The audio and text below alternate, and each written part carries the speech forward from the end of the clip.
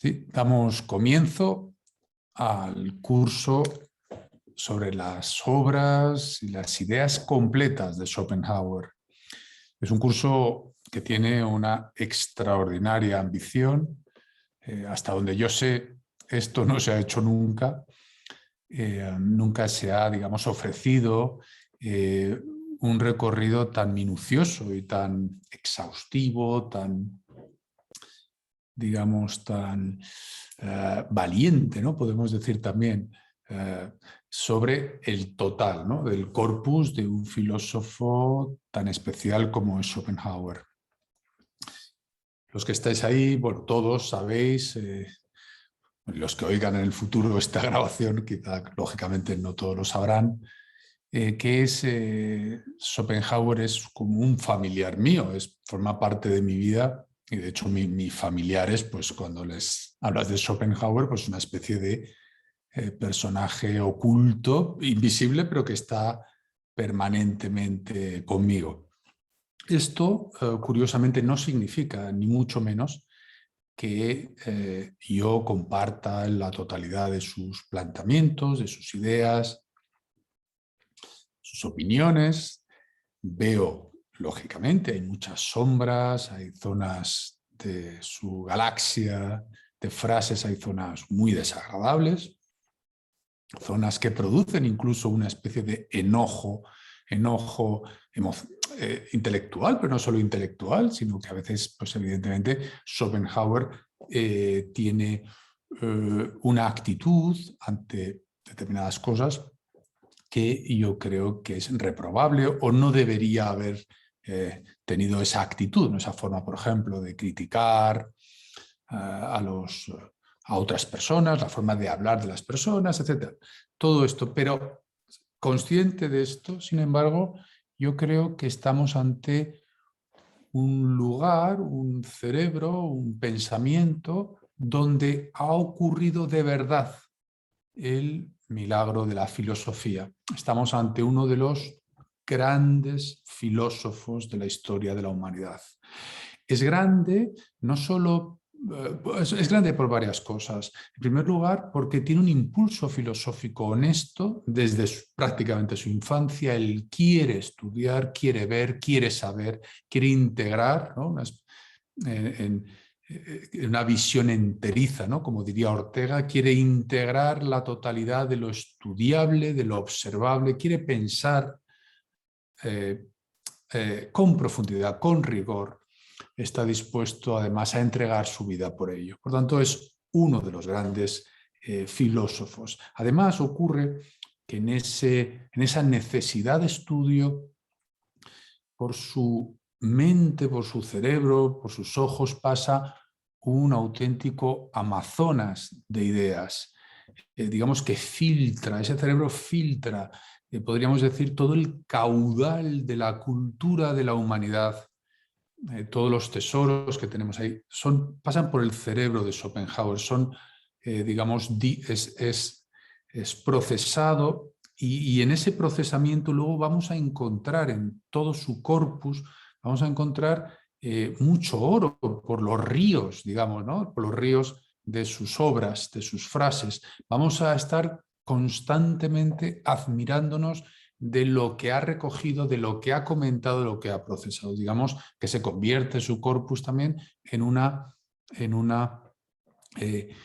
enciclopedia comentada del saber, del estado del saber de su época prácticamente, ¿no?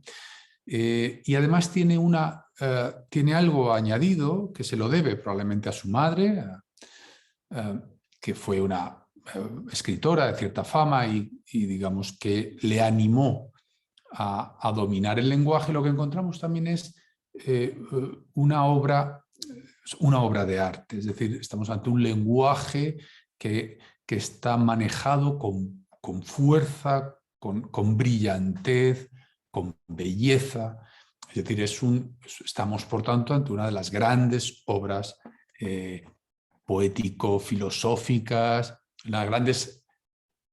con Schopenhauer ocurre eso de que vemos qué le ocurre al lenguaje cuando es dominado y cuando está el lenguaje retorciéndose para intentar dar cuenta de los grandes misterios y los grandes desafíos de la filosofía.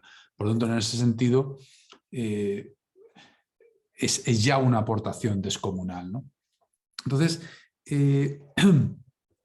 quería deciros también que lo que vamos a hacer en este largo viaje es ir posando nuestra propia reflexión en los lugares fundamentales, ¿no?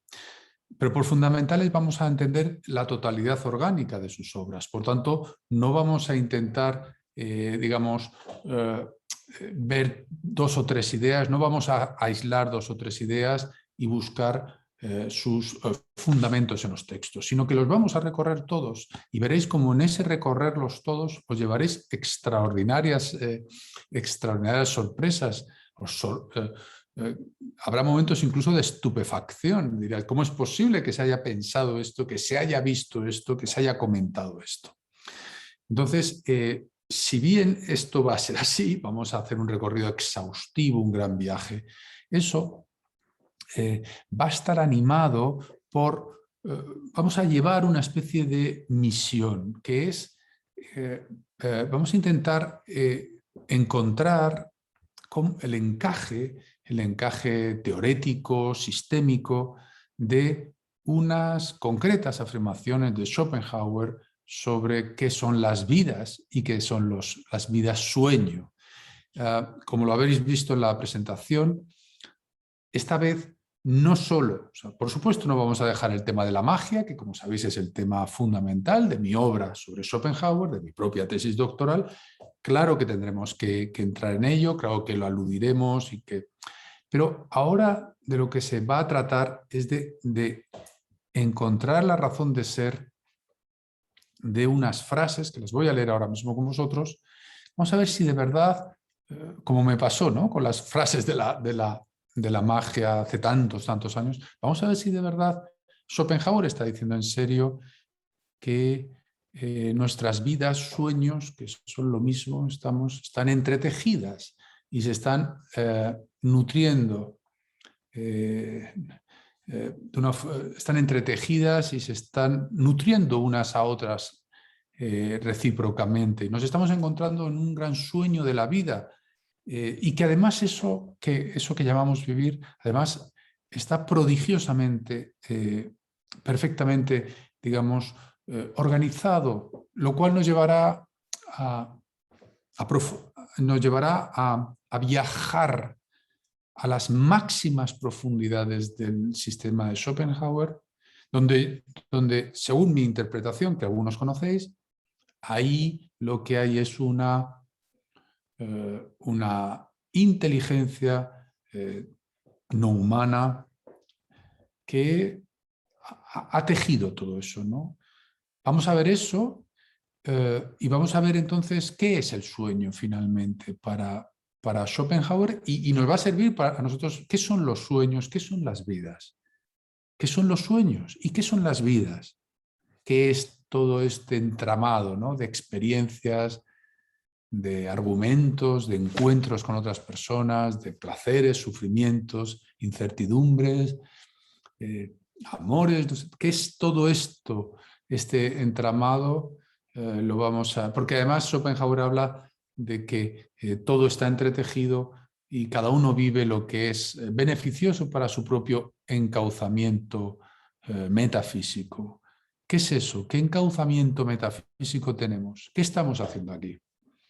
Todo eso lo vamos a intentar ver, insisto, en un precipitado filosófico de altísimo nivel, dejando más allá momentos de más o menos sombra o ideas que hoy en día pues, sean poco, sobre todo ideas morales, etcétera, que hoy en día no tienen encaje, pero dejando ahí, vamos a trepar a este gigantesco sistema, porque Schopenhauer explícitamente ofrece, según él dice a sus editores, ofrece un gran sistema filosófico. Y un sistema filosófico es una especie de gigantesca maquinaria de frases y de palabras, de símbolos, que que pretende ser un espejo, una especie de Aleph, donde está simbolizada la totalidad. La totalidad. Schopenhauer, no obstante, va a dejar claro, como veremos, que él llega hasta donde llegan los conceptos, llega hasta donde llega el lenguaje, donde llega la filosofía. No agota, la filosofía no agota. Hay un momento en que llega a su límite y ya a partir de ahí hay un silencio, es el lugar de la mística, etc. Pero aún así, hasta donde llega, hasta la escalera, si queréis, Wittgensteiniana que nos ofrece Schopenhauer es enorme. Además, ya sé que lo he dicho más veces en otras conferencias, en otros textos, además tiene una belleza descomunal. El modelo de totalidad resultante, el dibujo resultante de lo que hay es de una belleza incomparable a mi juicio, ¿no? Y no solo eso, en esa belleza, la ubicación de lo humano, o de esto que llamaría, de lo que se llama el mundo y que está descrito con tanta dureza como un lugar de sufrimiento, etcétera, etcétera, pero visto en la totalidad, la existencia humana y el mundo, etcétera, no solo no es un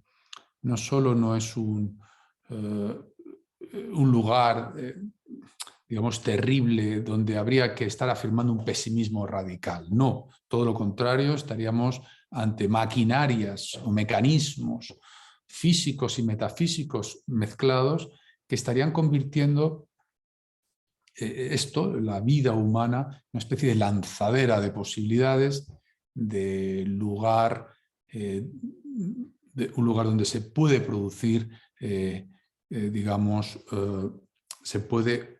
desde el que se puede desmontar un mundo, desde el que se puede crear otro mundo.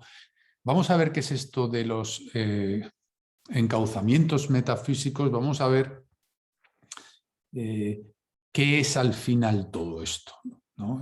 Es la gran pregunta de la filosofía, ¿dónde estamos? ¿Qué estamos aquí haciendo? ¿No? Y yo creo que con Schopenhauer, desde luego, el nivel de las preguntas se eleva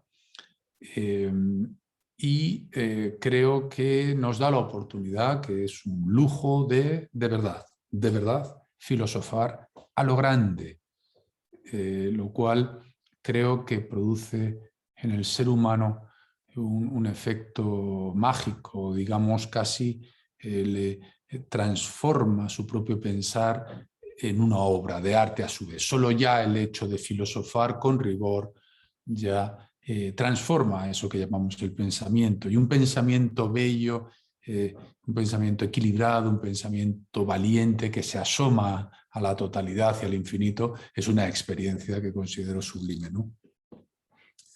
Bueno,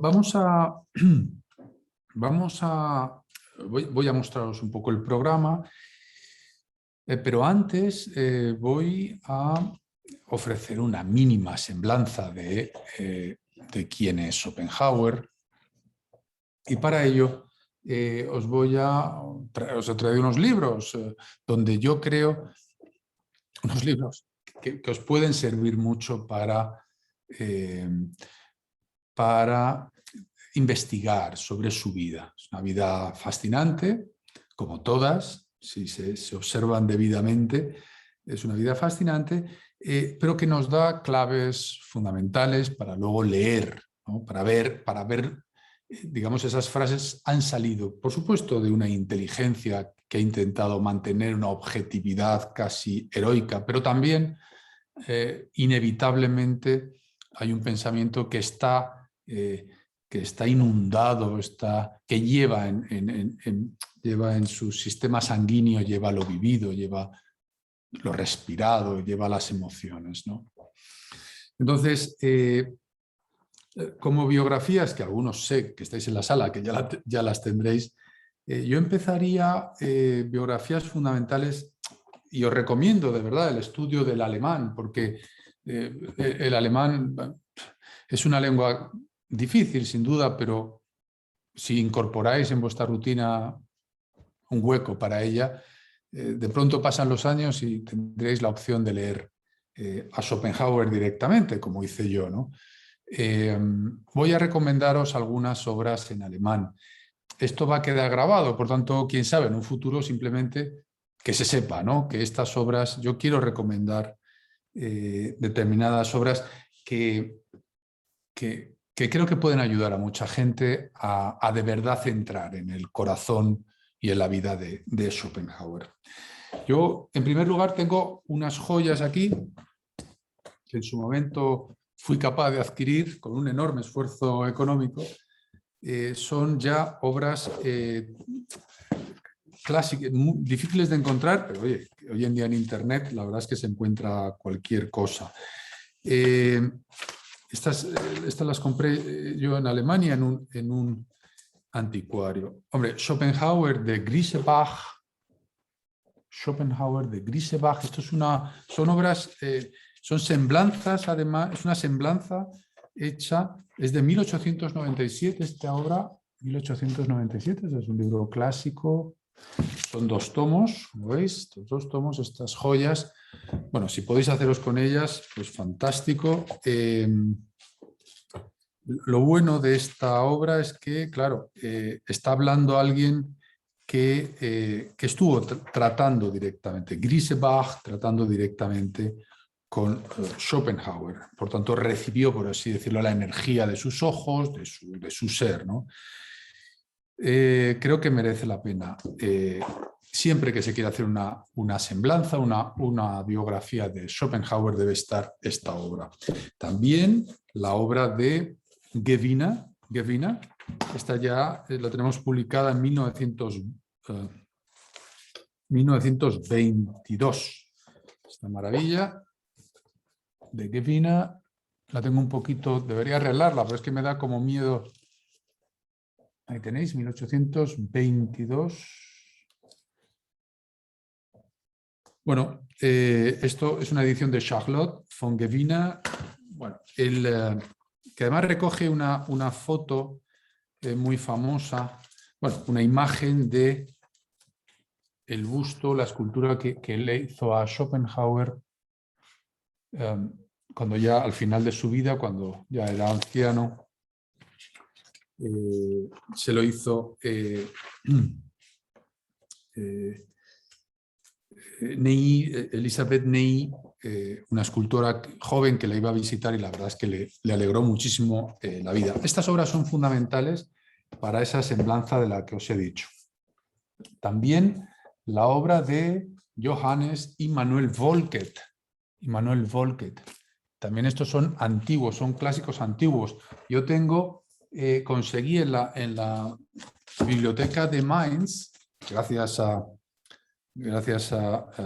bueno, pues el apoyo y la ayuda que tenía de una de mis codirectoras de tesis, que fue Margit Ruffin, de la Schopenhauer Gesellschaft, conseguí fotocopiar también otro maravilloso clásico. Esto ya es 1900. A ver, no sé si es que vais a verlo bien. 1900 es de Johannes Volkert. Esta obra me sirvió mucho a mí. Para mi tesis y algunas de las ideas fundamentales, me sorprendía mucho que no se tuviera en cuenta esta obra. La tenéis, la podéis comprar en Amazon por estas reprints que hacen, que se hacen como que se editan, se escanean y se editan por universidades. En este caso es la University of Michigan Library. Esto lo podéis conseguir. O sea, la obra de Volkert está escaneada y la podéis adquirir pues, gracias a esta labor. Encontráis cosas de enorme interés sobre Schopenhauer ahí también. Seguimos con biografías clásicas. Hombre, clásico es también, ya vamos a saltar en el tiempo muchísimo. No, hombre, no voy a recomendar todo, simplemente las que a mí me han servido y las que tenéis un clásico, Volker Sperling, Arthur Schopenhauer, eine Einführung in Leben und Werk. Esto es de 1998 ya. Estamos muchísimo, pero desde luego a mí sí que me fue muy útil. para verle, para irle viendo el sentir de su pensar. Y es que es muy importante cuando se quiere conocer algo de verdad.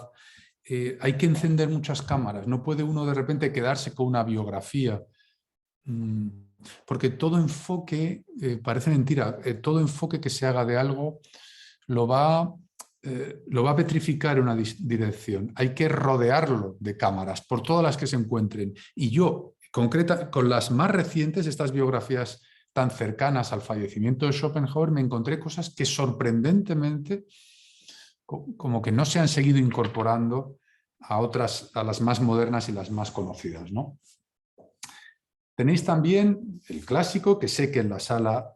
perdón, antes de salir a estos, es importantísima para mí la edición clásica de las obras de... Una de las ediciones clásicas de la obra completa de Schopenhauer es la edición de la de Hubscher, que es la edición que yo utilizo para todo siempre,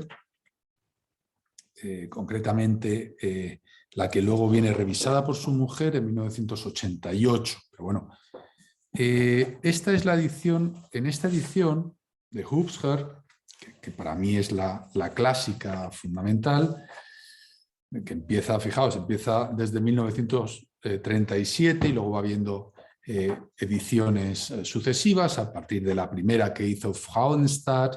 Bueno, el caso es que en estos volúmenes, que yo pude en su momento adquirir y me sirvieron para la tesis doctoral, bueno, que son un montón de volúmenes, pero es que no me los he bajado de ahí, no los he traído aquí a la mesa. Aquí se incorpora, por parte de este editor, se incorpora un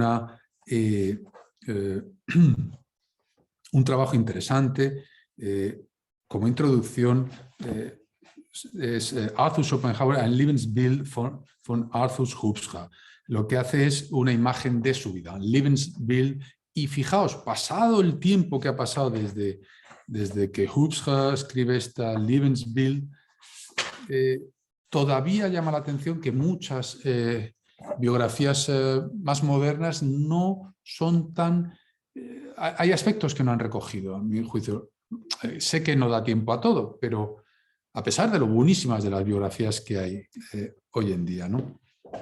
Entonces, tenemos también de Hubscher, que es para mí uno de los, digamos, intérpretes y estudiosos de Schopenhauer más admirables. A mí me parece un auténtico lujo que ha tenido Schopenhauer en su legado.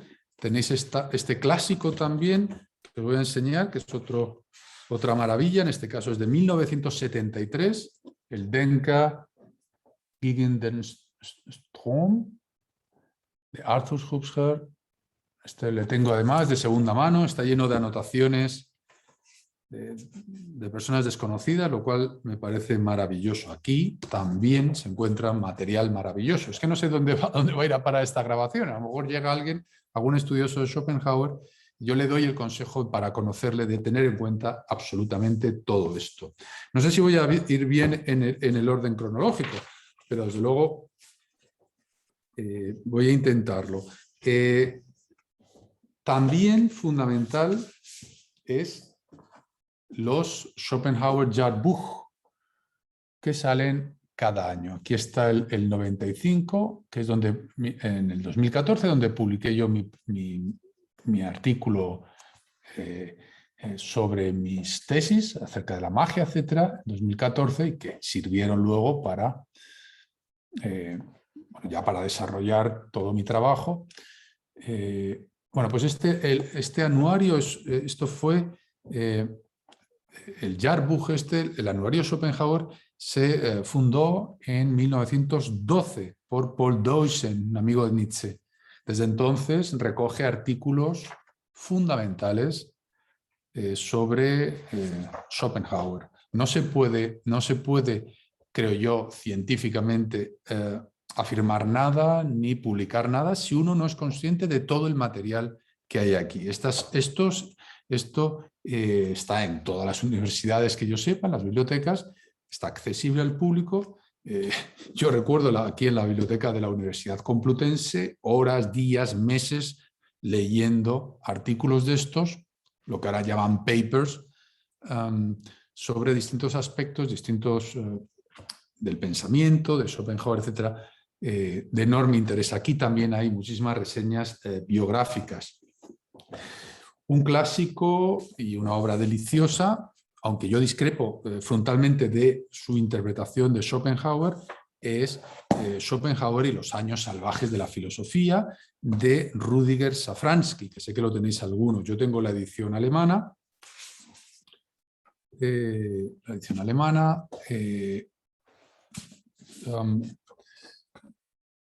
Safransky, que es una delicia, editada por Karl Hanses Verlag.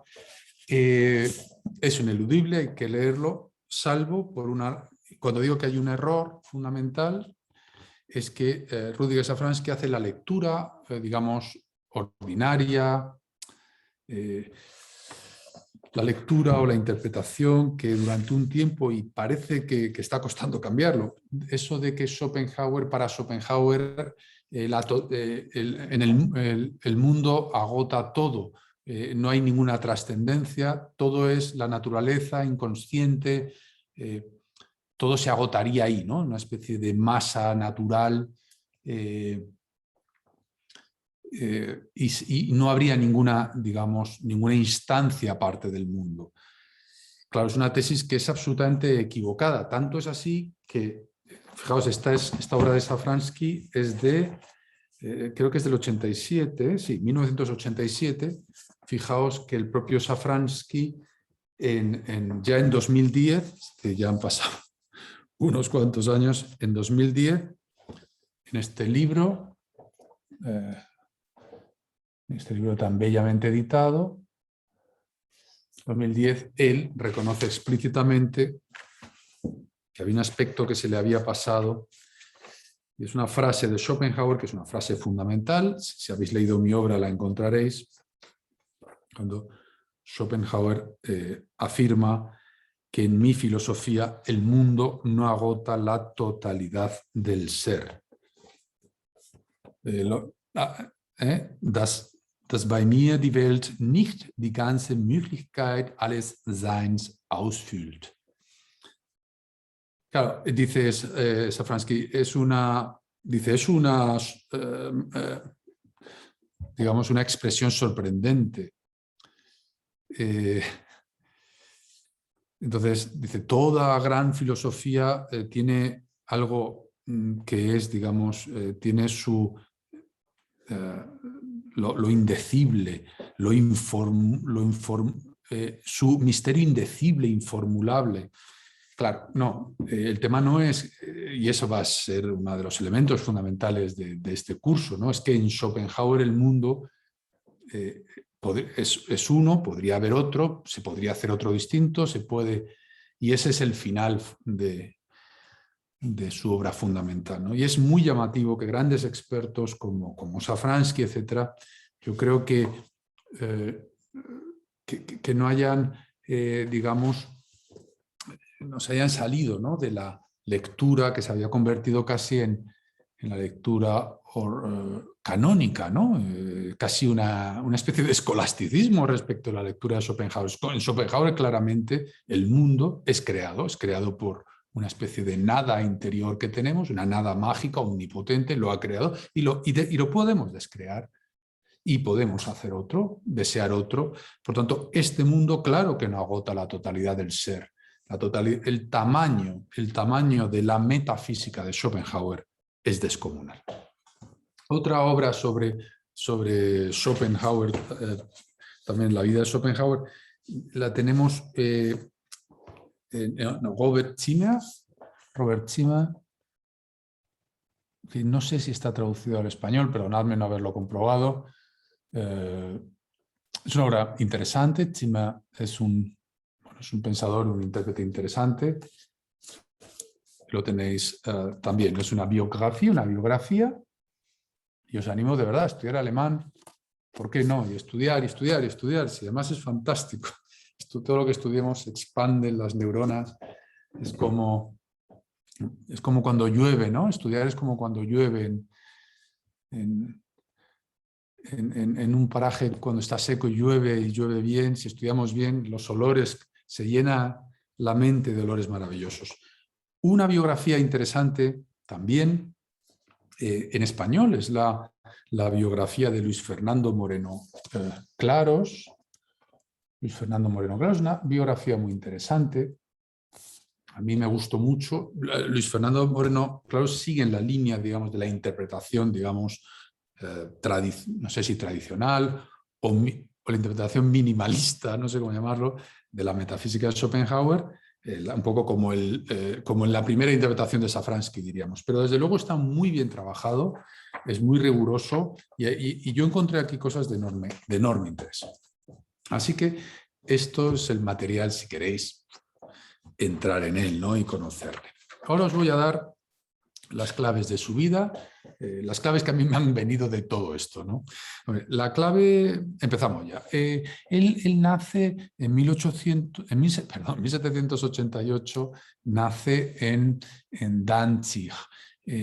Danzig era una ciudad-estado independiente.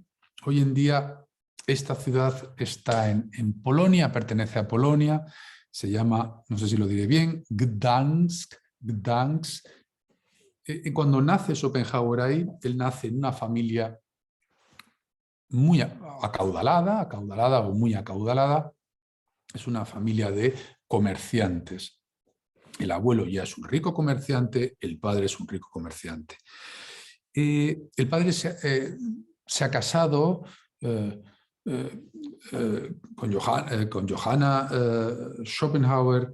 Este matrimonio es un matrimonio sin amor, que suena así un poquito cursi, parece que a lo mejor no tenía sentido para otras épocas, pero desde luego Schopenhauer sí vive, yo creo que es decisivo, vive en un ambiente familiar ácido. Hay, digamos, una permanente, podríamos decir, fría toxicidad, ¿no? Se habla mucho de la polución, ¿no? Hoy en día se habla mucho de la polución y del equilibrio ecológico. Se podría hablar también de que hay familias, ambientes, grupos humanos donde está arrasado, ¿no? Hay una toxicidad demoledora o a lo mejor esas tensiones provocan luego reacciones mágicas, como yo creo que es el caso de Schopenhauer, ¿no? Entonces, ellos, cuando Schopenhauer tiene ya 5 años, ellos se trasladan, se tienen que ir de Danzig, se trasladan a Hamburgo, en la ciudad portuaria de Hamburgo. Es un sitio muy interesante, por cierto, Hamburgo. Entonces, el padre lo que quiere es que Schopenhauer estudie comercio, es decir, que estudie algo, primero por la tradición familiar, y además es que es algo que le va a asegurar la supervivencia económica, ¿no? Fijaos, yo creo que, bueno, y por supuesto lo va a hacer,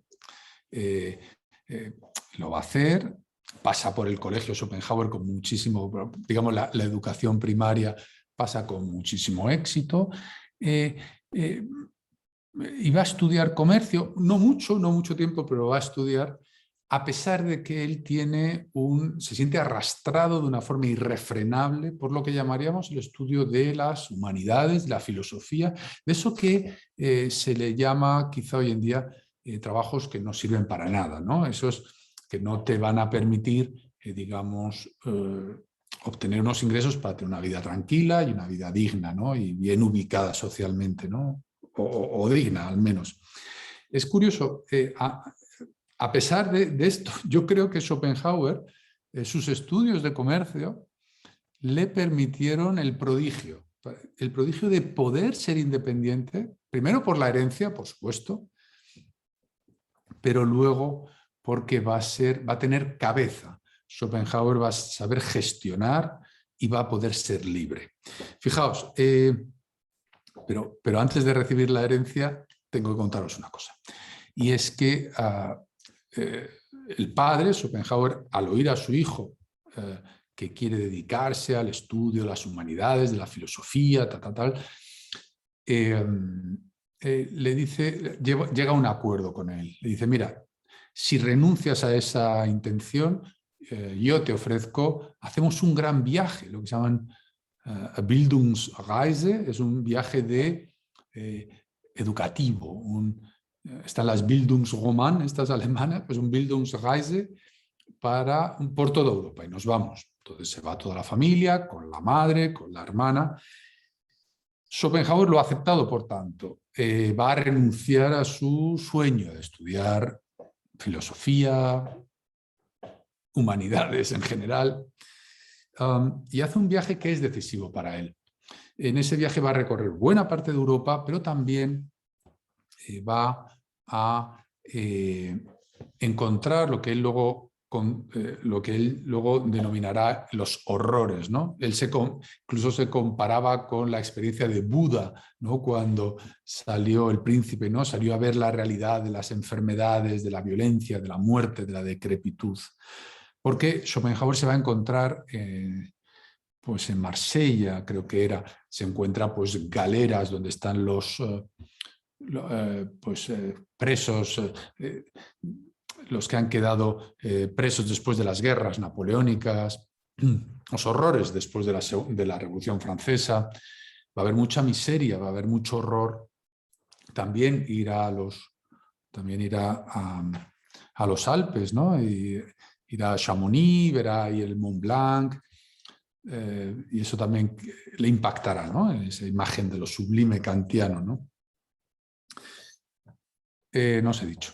Antes de ir al viaje, Schopenhauer se pasa le mandan, como si fuera hoy en día, le mandan a estudiar a Inglaterra unas semanas para aprender inglés en Wimbledon. Él tendrá siempre el dominio del inglés, él va a ser un políglota, un enamorado de las lenguas, estudiará en un futuro también español, traducirá a Gracián, va a dominar en un futuro también el griego, el latín, el francés.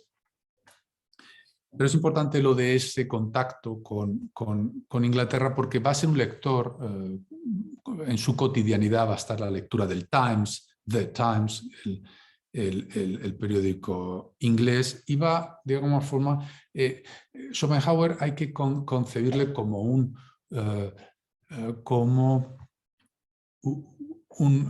ciudadano cosmopolita, un ciudadano del mundo. Llama la atención que está siempre, curiosamente, está con los pies en la tierra, es un filósofo que lee periódicos, que está en las cosas, que está siempre, y esto es fundamental, está con una especie de reverencia permanente a la verdad, a la realidad, pero también con un enorme orden mental, o por lo menos lo intenta. A la vuelta de este gran viaje, de este fabuloso y precioso regalo, ¿no?, que hace el padre, el caso es que el padre, que sufría de depresiones, se le encuentra muerto, ¿no?, flotando en un canal detrás de la casa. Entonces, bueno, todo indica que es un suicidio. Schopenhauer tiene 17 años. Que tu padre se suicide con 17 años, pues evidentemente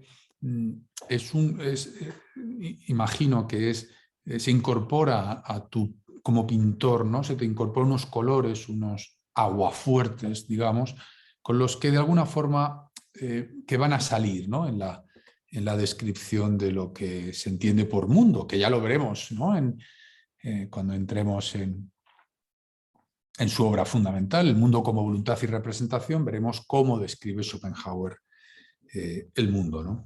Y desde luego los aguafuertes son tremendos, ¿no? Es una especie de Goya, ¿no?, o es una especie de Bosco, ¿no?, de filosófico, ¿no? Y los horrores del mundo, de los animales, de todo, ¿no?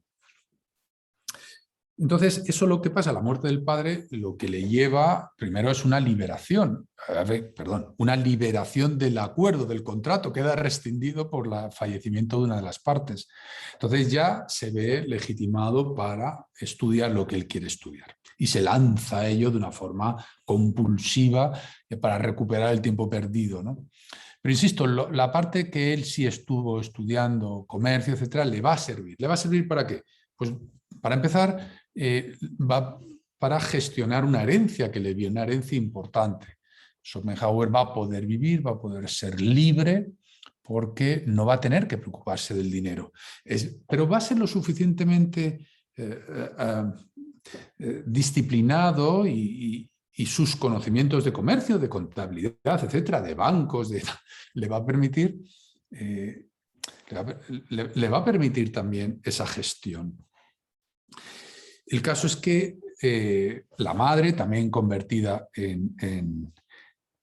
en una acaudalada viuda, decide irse a Weimar. Se quiere ir a Weimar, al círculo de Weimar, porque ahí está un dios, que es Goethe. Goethe es un dios en ese momento y anda por Weimar.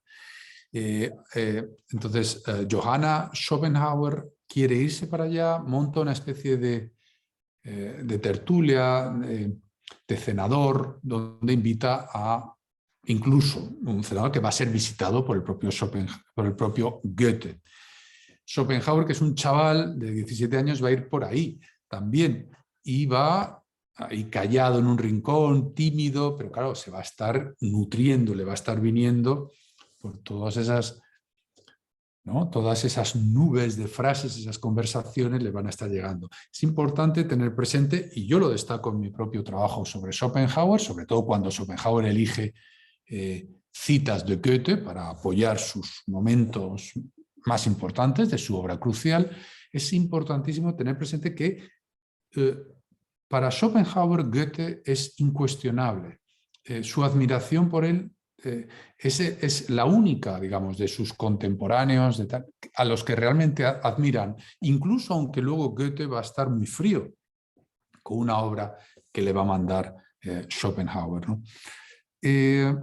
Sobre el tema de los colores, porque Goethe, como sabéis, publicó una teoría sobre los colores que era opuesta a la teoría de Newton sobre los colores. A Schopenhauer le gustó mucho esto, luego escribió una cosa él también, que no la he traído, porque me parecía quizá demasiado.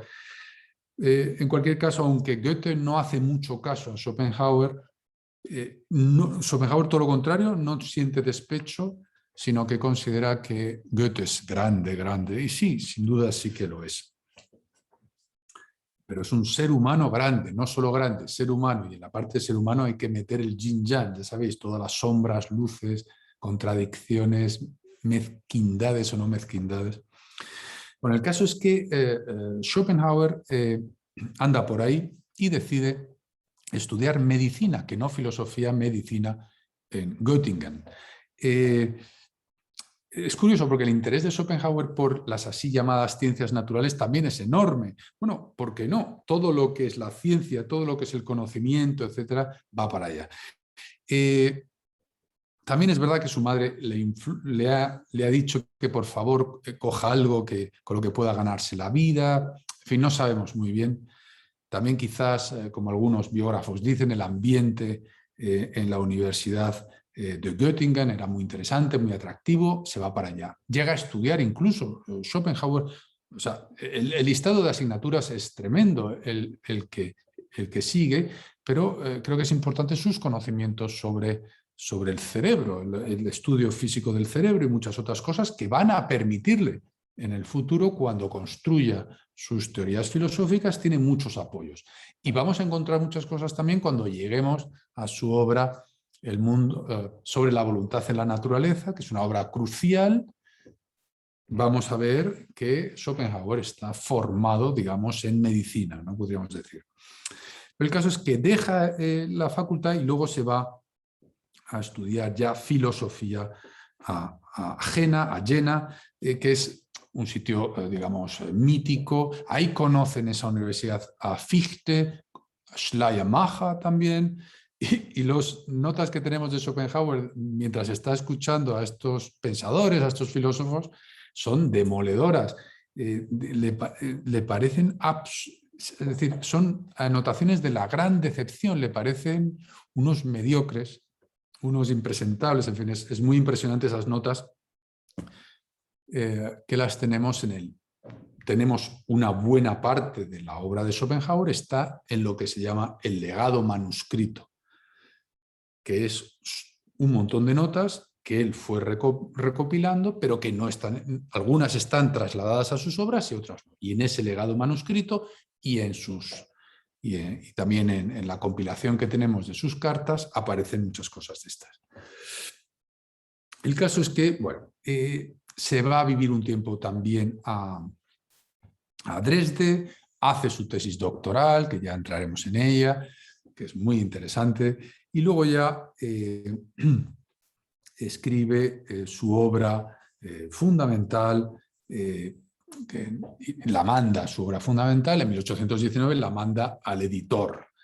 Él cree, Schopenhauer, al escribir El mundo como voluntad y representación, él siente que ha escrito algo que le va a llevar directamente a la fama mundial e histórica y total.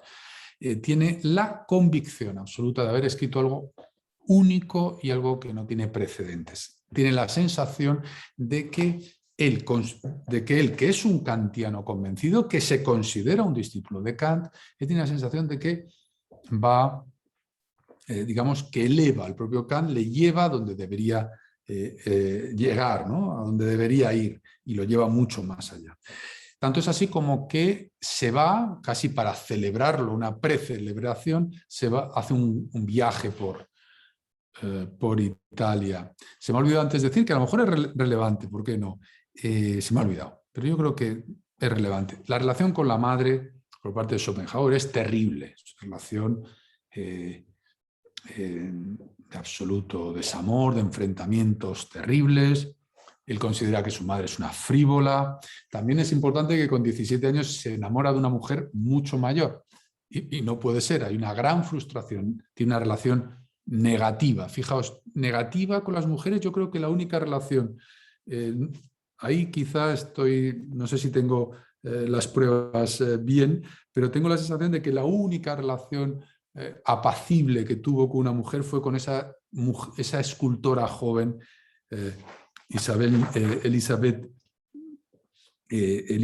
Ney, que le hizo ese busto, esa escultora que iba a su casa cuando él era ya un anciano, ¿no? Y ahí pues estaba como en la gloria, encontró la gloria femenina, podríamos decir, porque de joven la relación con la madre es absolutamente terrible, se matan entre ellos, con su hermana terrible también, se enamora con 17 años de una mujer mucho mayor que él. Y ahora vamos a llegar también, creo que es importante. Os he dicho que estábamos en Italia, él ya cree que tiene un éxito total, pero el caso es que ese éxito no va a llegar, vamos, van a pasar muchos decenios antes de que Schopenhauer tenga el más mínimo éxito, podríamos llamar, ¿no? Muchos años.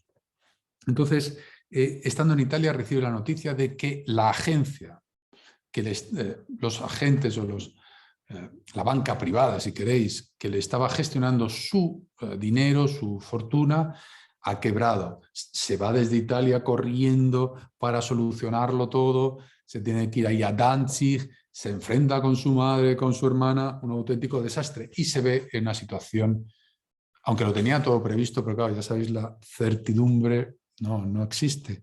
El caso es que ve que está casi en la ruina, ¿no? Y eso le obliga a plantearse algo que siempre había despreciado, que es ser profesor en la universidad. Y se va a la Universidad de Berlín, y ni más ni menos que decide poner sus horas a la vez que Hegel. Hegel en ese momento es un dios de la filosofía en Prusia, es incuestionable, tiene la sala llena de alumnos, es casi una veneración, es una especie de artista del rock, ¿no? Del rock filosófico, podríamos decir, ¿no? Y lo que ocurre es que prácticamente nadie va a las clases de Schopenhauer. Se podría decir que luego las críticas de Schopenhauer hacia Hegel habrían estado motivadas por esto. Bueno, podría ser, pero también es que Schopenhauer no soporta la forma de escribir oscura de Hegel y le parece que es es terrible como habla de él, pero le parece que es una especie de loco, charlatán, delirante, ¿no? Yo creo que ahí Schopenhauer no es justo. A mí Hegel, sabéis que me gusta, a pesar de todo, encuentro en él cosas muy, muy interesantes, a pesar de muchas otras cosas, ¿no? Eso, Schopenhauer va a pasar unos años en Berlín, son los años en Berlín son muy famosos y son muy, muy relevantes porque ahí va a vivir el ambiente de la magia. Ya hablaremos de esto. Va a vivir experiencias con el magnetismo animal, etcétera, que van a ser decisivas para lo que luego va a escribir. Época en la que también va a tener su relación tan dura y tan dura con su amor, con quizá el amor de su vida, que es Caroline Medon. Caroline Medon, que es una cantante de ópera. Caroline Medon es una cantante de ópera, en realidad están muchos años juntos, lo que pasa es que Caroline Medon a su vez es amante de otro hombre y va a tener, no solo eso, sino que además es una mujer que padece bastantes, está enfermiza, tiene muchos problemas. Es muy interesante la relación entre Schopenhauer y Caroline Medon. Hay un momento muy importante en esta relación, que es cuando Schopenhauer tiene un sueño, está en Berlín, tiene un sueño premonitorio. Está en Berlín en el momento en que está la famosa cólera, ¿no? Los años 20, principios de los 20, cólera en Berlín. Él tiene un sueño en el que se le aparece un amigo de la infancia que falleció. En ese sueño él considera que le ha venido a ver un aviso del mundo de los muertos y decide irse, escapar a Frankfurt. Bueno, sobre esto tenéis mi artículo, ¿no? El que se publicó, lo tenéis en mi web, el artículo sobre la enfermedad y magia, el que se publicó en Voluntas, en la universidad, en Brasil, ¿no? El caso es que Schopenhauer le dice a Caroline Medon, le dice que se venga con él, ¿no? Pero Caroline Medon le dice que hay una condición, se tiene que llevar a su hijo, a un hijo que tiene, pero que este hijo es del otro hombre, es lo que se llamaba antes un hijo ilegítimo, que es de ese amante. Schopenhauer ahí la verdad es que no está inmenso, pero claro, habría que ver ahora, incluso hoy en día, que tenemos otro armazón, digamos, social, ideológico, de valores. Habría que ver también, ponerse en ese lugar, pero no solo eso, sino que, bueno, y estamos en principios del siglo XIX. En cualquier caso, Schopenhauer dice que no puede venir con él, ¿no? Lo cual es bastante terrible. Y se separan. Es cierto que Schopenhauer se va a estar ocupando, va a estar mandando dinero, hasta donde yo sé, a Caroline Medon, se va a estar preocupando. Por tanto, Schopenhauer, cuidado con dejarlo solamente una especie de corazón lleno del amoníaco de lo vivido y de esas... Sino que, bueno, ahí está, ¿no? Lo digo porque este niño tiene 9 años. Fijaos qué interesante que estando ya Schopenhauer en Frankfurt, pasará el resto de su vida en Frankfurt, hay un momento en el que él salva de un niño que se está ahogando, le salva la vida. Es una anécdota muy interesante. Y estamos hablando de un niño que tiene 9 años también, lo cual parecería de alguna forma que tiene una estructura poética interesantísima, casi como esa intervención de ese artificio de conexiones del que él mismo hablará, ¿no? Salva la vida de un niño de 9 años, ¿no? De ser ahogado, lo cual es muy, muy especial. A lo largo de los años que pasa en Frankfurt, Schopenhauer se habla del gran desconocido, es un sabio desconocido. Él tiene siempre un perrito, va cambiando de perrito cada vez que se le muere y se dedica a pasear todas las tardes, pasea 2 horas con su perro. El perro siempre, aunque vaya muriendo cada 10 años así, siempre se llama Atman, en referencia al concepto sánscrito de Atman como la esencia, ¿no? El alma, la esencia, la equivalencia con el Brahman, porque Schopenhauer también pasa por ser uno de los grandes receptores de la tradición upanishádica. Él leerá las Upanishad fascinado, dirá que además son el solaz, ¿no?, de su vida. Bueno, el caso es que está ahí en su rutina, según nos viene. Bueno, pues él dedicará todas las mañanas al estudio, al trabajo. Escribirá en esa época de Berlín, en esa época de Frankfurt, escribirá obras fundamentales, como os he dicho antes, sobre la voluntad en la naturaleza. Escribirá las obras sobre ética, sobre moral. El tema conseguirá ser premiado en la Real Academia de las Ciencias de Noruega con su obra esta sobre la libertad, y escribirá su Parerga y Paralipomena, que será una obra que sí que ya le llevará a la fama total.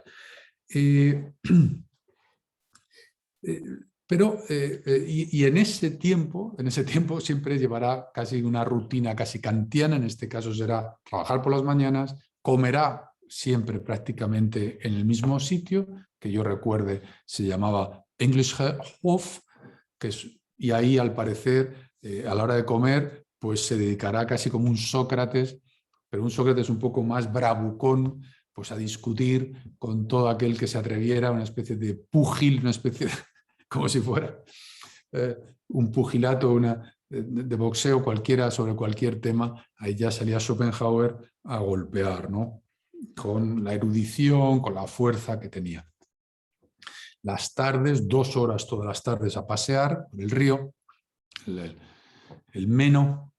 Os recomiendo, si vais por Frankfurt, yo he ido bastante, como podéis imaginar, a raíz de esos años de investigación, etc. Es delicioso pasear por el Meno, para mí por lo menos, por las orillas. Es una absoluta delicia. El olor que trae, además el río a veces es maravilloso. Entonces, ya con la fama se hablará del Buda de Frankfurt, porque además tendrá un pequeño Buda ahí en su casa. Recibirá visitas constantes, ya tendrá pues una especie de discípulos, ¿no?, empezando por Frauenstadt y otros muchos. Recibirá esta visita, digamos, esta bendición femenina, la recibirá de Elisabeth Ney. Y francamente el final de los días de Schopenhauer son de paz, son de felicidad y de éxito, ¿no? Veréis veréis que el tema de las mujeres y de... Es decir, cuando yo me he animado a hacer este curso exhaustivo, etc., claro, evidentemente sale, como no, las opiniones, digamos, negativas o tan especiales sobre el tema de las mujeres que tiene Schopenhauer. Un momento como en este momento histórico, donde hay una tensión, digamos, de género. Evidentemente, Schopenhauer podría ser barrido, ¿no?, y condenado casi como un pensador maldito. Yo creo que se cometería un error tremendo si hiciéramos esto, porque aparte de que nos salimos de contexto, juzgamos con los valores de un momento otras épocas, y eso es arrollador, porque al final vamos a hacer una tabula rasa del pasado y no va a quedar nada. No solo eso, sino que hay una parte también de la vivencia personal, también en este tipo de ideologías disponibles y de actitudes también influye mucho la interacción personal, el odio que puede generar, el resentimiento que puede generar la reacción del otro sexo, ¿no? Podría incluso hoy en día haber determinados sectores femeninos que se habrían radicalizado demonizando al hombre por sus experiencias a lo mejor recientes en separaciones, despechos, etcétera, comportamiento de seres humanos hombre que le habrían hecho sentir estas cosas. Es interesante también en los últimos años en Frankfurt, cuando ya es un cincuentón como yo, se enamora de una chica demasiado joven y ella le rechaza, ¿no? Es muy interesante porque además creo que es una chica que tiene, creo, no me acuerdo muy bien, estoy así de memoria, pero creo que a lo mejor tiene 17 años, lo cual es una burrada. Pero, claro, los que él tenía cuando se enamora de la que es demasiado mayor, ¿no? Demasiado mayor, demasiado pequeña, demasiado joven, desajuste, la relación con la madre, la hermana, absolutamente terrible, el choque entre los padres, absolutamente horrible. Claro, nada que ver con Kant, como podéis imaginar, ni incluso con el propio, incluso Nietzsche, ¿no? Nietzsche recibe, ¿no? Recibe ese calor, esa maravilla del amor, aunque nos pongamos así cursis, pero es que es verdad. Nietzsche sí se nutre, ¿no? En el amor de una madre, de un padre, ¿no? De un ser humano, da igual, de una madre, de lo que sea, de un ser humano que está ahí. Y ese rescoldo sí se va a notar a lo largo de esto. Y en el caso de Schopenhauer, toda su obra al final es si el mundo tal y como se nos presenta, tal como está siendo querido ahora mismo y sostenido ahora mismo, es un infierno, como diciendo, claro, está quizá convirtiendo su propio mundo en el mundo de todos, pero cabe otra cosa. Entonces, la esperanza en Schopenhauer es infinita. Yo, de verdad, en todo el recorrido de filósofos que llevo en mi vida y pensadores, es de los pensadores donde la esperanza es más poderosa, es absolutamente demoledora. Es todo. Todo Schopenhauer es una catapulta al cielo, pero además es que va a ser así, de forma que es un gran grito, es una gran ilusión el sistema de Schopenhauer. Fijaos lo que os digo, es una gran ilusión, como esto está así, pero se puede hacer otra cosa, ¿no? Yo creo que está ahí el cielo disponible, ¿no? Porque además tenemos ya la herramienta dentro de nosotros mismos, ¿no? Entonces, bueno, se me ha pasado la hora. Nada, si tenéis alguna pregunta, ya os paso a vosotros el...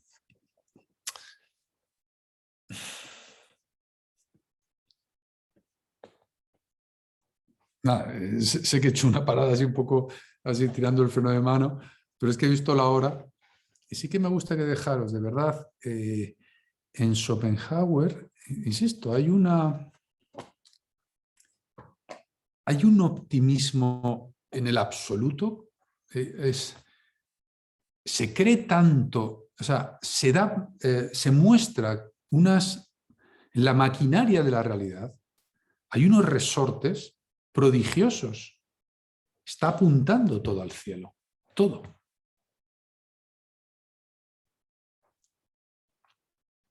Tiene, digamos, si lo vemos desde un punto de vista psicológico, o sea, que no sé si le gustaría a él, hombre, es un hombre atormentado, ¿de acuerdo? Solitario, ¿no? Es el gran solitario y es solitario en todo, en el mundo universitario, en todo. Está solo en Frankfurt, siempre solo, pero parece como que tiene esa elevación vertical, ¿no? Veo toda su obra como vertical, como eso que decía Nietzsche, que me he levantado en vertical sobre mí mismo cuando escribe Así habló Zaratustra. Es una gran verticalidad. Cito a Nietzsche, mientras os pensáis lo que me queréis preguntar o queréis escribir. Yo llego a Schopenhauer porque me llama la atención que Nietzsche dijera, yo estaba en Nietzsche sobre todo, hombre, Schopenhauer la había leído y la había estudiado, pero no tanto cuando él dice que la lectura del mundo como voluntad y representación de Schopenhauer para él es un shock, le lleva, es como que le produce un estado alterado prácticamente de conciencia, ¿no? Para Nietzsche es una experiencia radical, lo cual a mí me impactó mucho. Es muy impactante también el efecto que tiene en Wagner, ¿no? En el grandioso Wagner. También es muy impactante el efecto en León Tolstoy, como legitima, ¿no? A Schopenhauer como que quizá habría sido el más sabio, ¿no? De los hombres. La influencia en Freud es enorme, enorme, enorme, ¿no? Incluso se podría hablar de una influencia también grande en Kierkegaard, bueno, todo Lo que pasa es que, insisto, hay un peligro de que hoy en día sea barrido, sea demonizado, porque sí que tiene textos y frases muy duros contra las mujeres, que leeremos, por supuesto. Yo cuando hablo de las mujeres, yo nunca siento como si fueran o sea, otra cosa, ¿no? Yo siempre es como, tengo mujeres tan pegadas a la piel y tan forma de mi vida, yo no noto que sea una cosa ajena, pero contra los seres humanos, ¿no? En forma de mujer, podríamos decir, pero él sí es muy... Hay cosas interesantes, de todas formas, de estudiar en ese tema sexista, porque podría ser que se estuviera diciendo lo mismo, pero al revés, en determinadas líneas actuales de demonición de la masculinidad, del hombre, de tal, se estaría diciendo lo mismo en esa cosa, ¿no? Tan peligrosa, ¿no? De clasificar o descalificar en función de la sexualidad, ¿no? ¿Tenéis algo, amigos, que preguntar?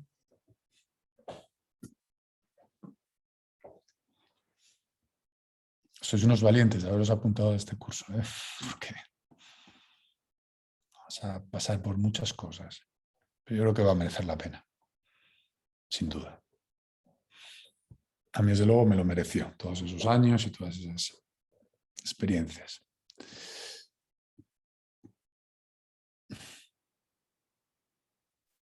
¿Una pregunta?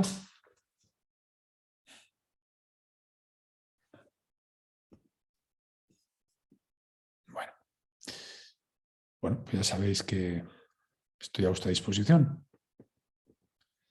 Bueno, pues lo dejamos aquí si queréis. Gracias a vosotros, gracias. Ha sido un placer y un honor. Adiós.